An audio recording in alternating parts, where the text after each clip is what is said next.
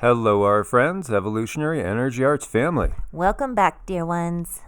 Yes, and we're giving it a go with the one that sometimes echoes, but it's been good since we did some updates and, trying to see whatever way we could shield ourselves, so to speak, from the infinite intelligence of the powers that be. That infinite intelligence is creeping in, slow but sure. Yes. You will be assimilated. I will not submit. Weird stuff going on, guys. This is a real mismatch video of all sorts of stuff. Interesting stuff. Maybe it all ties together. Reports of unexplained shaking rattle South Florida residents on Friday. Interesting. People across South Florida are reporting that they felt their homes shake, similar to a small earthquake. The city of Weston even posted a tweet that reads, in regard to the rumbling that people in Weston just felt earlier, there was no explosion in Weston. There are reports this was felt in several counties, and we do not have definitive information on what caused it at this time. So there was a 7.7 last year, I think it was, that people in Florida did feel. Now, there was a 5.9, and again, the USGS downgrading service, perhaps it was bigger than that in Guatemala. Just wondering if that could be what people felt, or was it something else? It's really curious what that rumbling would be, and I sat there with that information for a moment, and what I got was it's some sort of an internal rumbling. It's hard for me to explain. Something to do with earth changes? Yeah, something to do with earth changes, almost like if you pop a knuckle and there's an energy release, and that rumbling just stayed in the atmosphere, kind of. Interesting. So you feel this was actually kind of normal, natural? I do, yeah. And, there's always a bunch going on here over around Puerto Rico and Haiti, Dominican Republic area. Way down here, what do we got? We got 5.2. This is south of Panama. I doubt anybody's feeling any of these. Off the coast here is where we had that 5.9. So that was pretty good size. Perhaps, somehow feeling that or related to that. And just taking a look through here. Yeah, we got 2.3, 14 kilometers north-northeast of Deerfield, Virginia. So that was an interesting one there. We have the usual going on over in Oklahoma, some leftover fracking quakes as we see. Been getting some more activity over around Las Vegas. And we have a 1.1, 17 kilometers southwest of Pahrump. As we know Pahrump pretty well. And hello, Peter, if you're listening. So, yeah, there's nothing super unusual going on right now. 5.0 down in Chile as far as quake activities go. So this is interesting. It's very interesting, because quakes in Florida are not usual, but we did see that whole swarm right on the Alabama Florida border, which was really unusual about a year or so ago. Mysterious rumbling in Florida, loud booms in North Carolina and Ohio. Now, do you feel all these things are related? No, I don't feel all of them are related. Some of them I feel have gotten a nudge. Yeah, so we have loud booming noises that have been heard in several counties in North Carolina, Kentucky, and Ohio. And meanwhile, mysterious rumbling was felt across South Florida around 1 p.m. on the 15th. Calls and messages came in from Weston, Sunrise, Plantation, Margate, Tamarack, West Kendall, Doral, Pinecrest, and the Keys as well. U.S. says there was no quakes, and so they don't know what happened. And people, there are videos that you could take a look at, and I'll give you guys the links where, people come out and they're like, you can see they're like, what the heck was that? And they're just looking around wondering if somebody's, pounding on their door or something along those lines. That reminds me of when we were in, close to Vegas, in the camper, and then we felt the big ones. Oh, yeah. We felt China Lake, and we felt the one up at Tonopah, and it really did feel like there was, two gorillas shaking the camper. That was pretty incredible, yeah. So Mount Sumeru, the highest volcano in Java, spews hot clouds on Saturday afternoon. There we go again. Lots of volcanic activity that looks pretty ominous. It really does.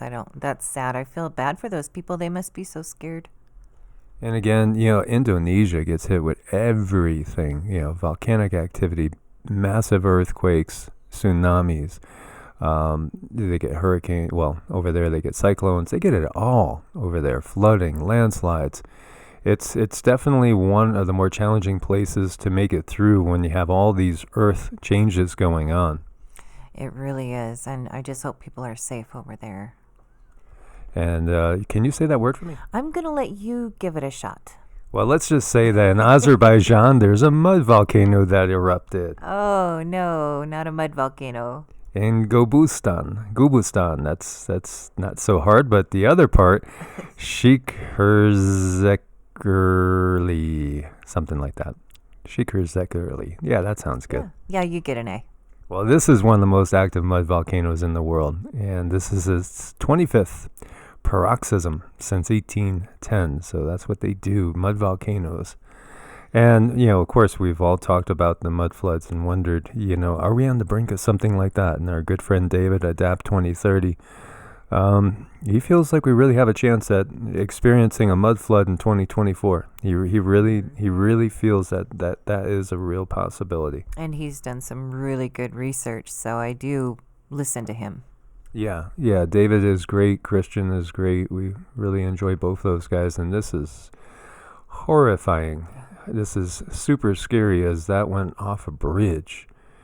And it did have a toddler on board. It was mom and a toddler lose control. This is in Siberia. This is why, even if you have four-wheel drive, don't drive like an idiot. Because, you could probably get through anything, but you can't control it if you hit an ice patch. And you just, end up going off the side. And that's terrifying, but they both survived. Yeah.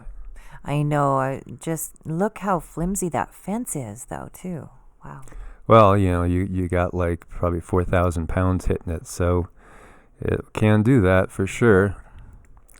And when is California fire season actually over? Apocalyptic blaze triggers evacuation off of Mountain Center overnight. So, yeah, pick your poison. Whether it's going to be, I was just looking at Texas because we have so many friends down there and looking at the natural disaster map there. And, you got obviously tropical storm impacts, tremendous hail, tornadoes, flooding along the coastal areas. And that's just, in Texas itself. Anywhere in the Gulf Coast or the East Coast, we got to worry about hurricanes. And, in these times, of course, the wildfires are out of control. And, again, it's pick your poison. Because anywhere you go, you're going to have challenges. You really are. You just have to kind of figure out what can you personally cope with. Community in California's San Jacinto Mountains was evacuated out in darkness after a wildfire broke out in dry, windy conditions on Friday morning. Bonita fire was reported at 1:15 a.m. PST, according to Riverside County Fire Department. Trees, vegetation burning in the community of Mountain Center. And so evacuation orders, man, there's been so many evacuation orders. And the evacuation from California has been increasing as so many people are leaving it for many reasons, not just the natural disasters, geopolitical, and of course taxes and financial as well.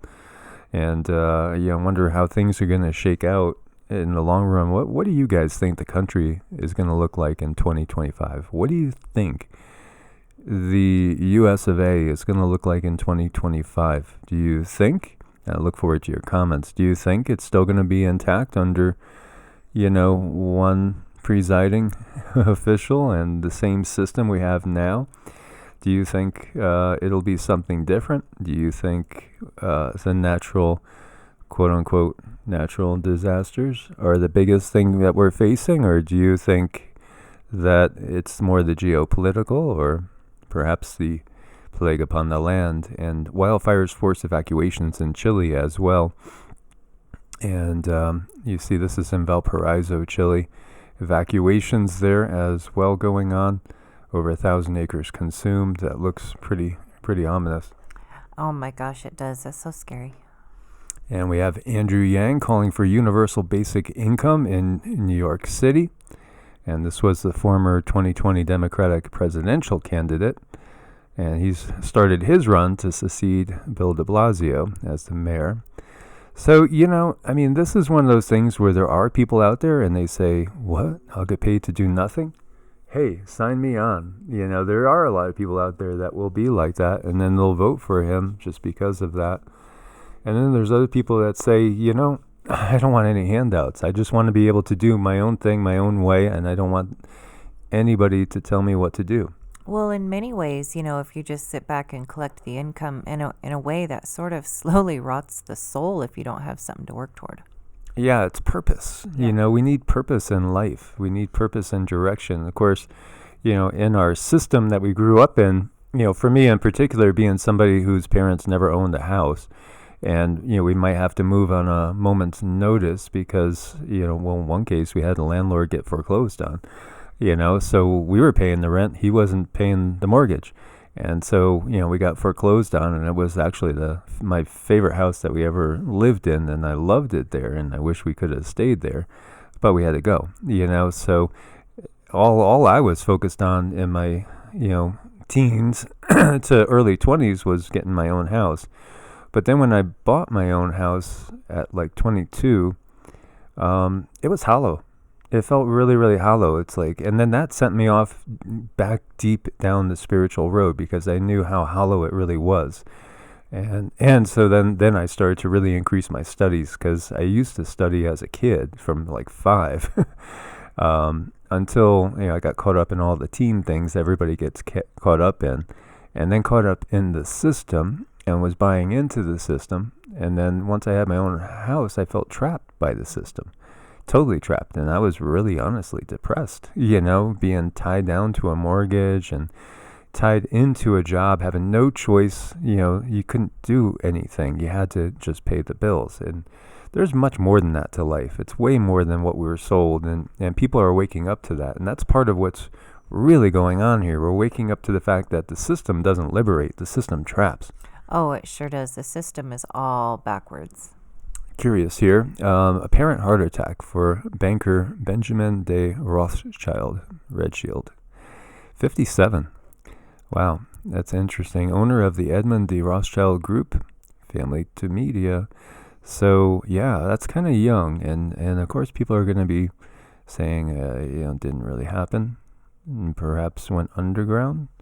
Perhaps this is a sign of something much, much bigger. Interesting. This is very, very interesting, as well as there was another gentleman who is the guy that made tons of money. It was on Sweet and Low. Sweet and Low, It was on Sweet and Low. Now, he looked to be in the 70s, possibly 80s. But he decided he wanted to see if he could fly off the top of a New York building, and it wasn't a good idea. So that's a very curious thing as well. And that really gets people thinking. And we've talked about crop loss. Well, don't worry. The EU has given the go-ahead for eating worms, guys. Oh, gross. So, hey, the EU is looking out for our best, right? They have officially approved the sale of worms as food to be consumed by humans. Thank God. I can't wait to go get a meal burger. Oh, barf. Yeah, if we're not eating meat, we're certainly not going to eat larvae. Oh, gross. Yeah, dried mealworms, the larvae of beetles, are safe for humans to eat, despite the fact that the report also noted that allergic reactions are likely to occur. Well, my gosh, this is just, it's just one more step. They're getting us closer to something. Just put a little extra ketchup on it. It'll be okay. Ew. What do you guys think about that one? Yeah. Scientists beam entangled particles between drones, paving the way for a quantum internet. Quantum internet.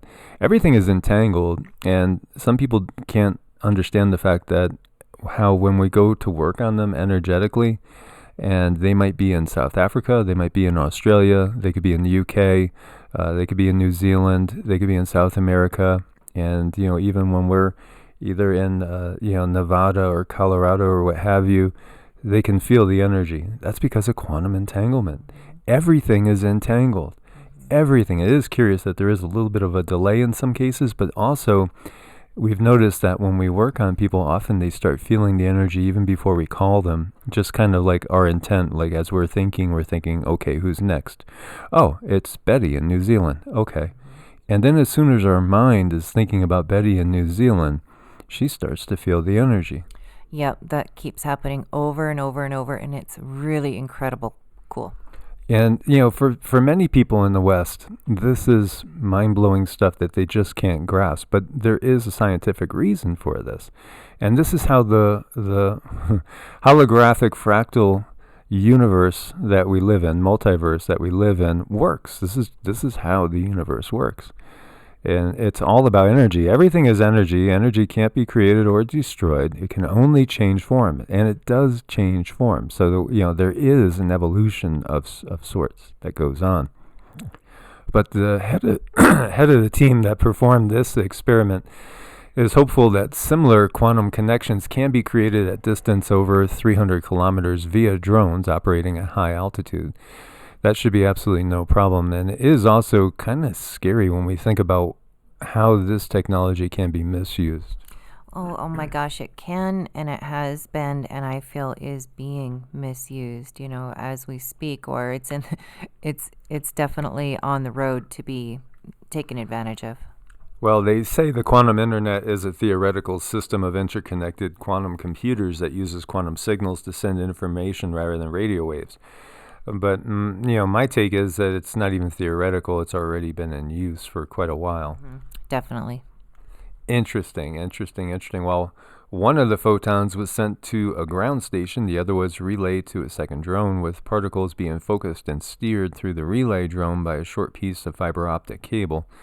The state of both photons was monitored by the ground station, ensuring that both particles remained entangled. Pretty wild stuff. But there is this connection, and going way back and reading the books of Barbara Brennan, which I know a few of you out there have gone and gotten some of the books that we were recommending on energy work. And once we are entangled with someone, you're always entangled with them. Always. There's always this energetic connection. It's kind of like a ley line that exists. And of course, when you have couples that do everything together, they get to be kind of psychic, quote unquote. They could read each other's minds. They know what's going on with each other. Yesterday we were doing that when we were shopping, and in the normal place we go, it's in the front of the store where I was going to be, but in this store, it was in the back of the store. So Cindy got lost, and, she had to turn on her quantum computer to figure out where I was. I panicked, but it's all good. Yeah, it is all good. No stopping AI. Scientists conclude there would be no way to control super intelligent machines. Period. They're going to outsmart us. And Cindy has been getting that there is a faction on the planet that wants to hand everything over to this. And so, man, then we start thinking about all these foretelling movies, right? The whole Terminator series, as well as others. When you get to the top of the pyramid, what do you think is at the top? The very, very top of the pyramid. Do you think that could be at the top of the pyramid on a multiversal scale? Well, I think there's two things, and they work together at the top, really. It's difficult to explain. Yeah, and one of the two is this, and the other one is represented by a dragon, interestingly enough. And 79% of Americans think the U.S. is falling apart. Yeah, I think that feels pretty accurate. Well, it needs to fall apart so we can pull it back together the right way. Yes, breaking things down into the lowest common denominator. And, again, we've talked about what does it look like in the future. And I'm not sure who the remote viewers were. It was not Ed Dames, but there was another group of remote viewers that were remote viewing for the government, for the military, that remote viewed 2050 to see what the world looks like in 2050. And in 2050, they found that the population was eerily very much along the lines of that certain monument down in the Peach State, if you know what I mean. Very similar. Extremely reduced. There wasn't anywhere near as many people on the planet. And what they found was that they were living very much like the indigenous peoples all across the world prior to the Industrial Revolution. They were living very, very much like the native indigenous people of the Americas were living when the Europeans first came here. Yeah, it's very interesting stuff, and we're headed, to me, it's more, I don't know, kind of forward but back. And here we see ancient super-Earth planet, billions of years old, found in our galaxy's thick disk, study says. Despite being a lot bigger and more massive than Earth, TOI 561b's density is actually comparable to that of our planet, offering a clue about the age of the newly discovered celestial body. So what if there were people on a planet that developed, say, 2 billion years before us? Can you imagine if they did not destroy themselves, if they kept going, kept learning and evolving at the rate that we are right now?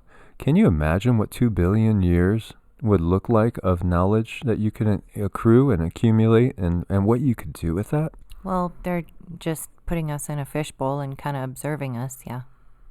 Obviously, these beings would appear to be, quote unquote, as gods. Yes. At 2 billion years, look at what we've done in 200 years.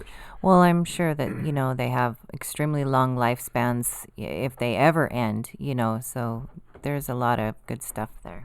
And this, rocky exoplanet is about 50% larger than Earth. Now, what if the beings on it were like 50% larger than us in everything? That would really look a lot like what we see on those Egyptian reliefs and in the Sumerian drawings as well, wouldn't it? Strangely familiar, yeah. Yeah, I think there's a lot of hints that are always being dropped to us. So, guys, make sure you are subscribed. Make sure you have the bell clicked. And thank you for your support on Ko-Fi and Patreon, because we couldn't do it without you guys, as this channel is growing. And then at the same time, when we look at the monetization on it, that's declining. Isn't that a curious phenomenon? Views go up, but the the benefit of the views towards the people that are actually doing the channel go down. So without Ko-Fi and Patreon, we would definitely have a hard time keeping this going. So we thank you for your support, and thanks for your patience too. Those that have reached out for charts and for sessions. Like yesterday, we just didn't get to answering a single email. So we will be answering emails today and working late into the night. And we just want to thank you guys for your support in every way. And your patience. Truly, truly, it's appreciated. God bless and namaste. God bless and namaste.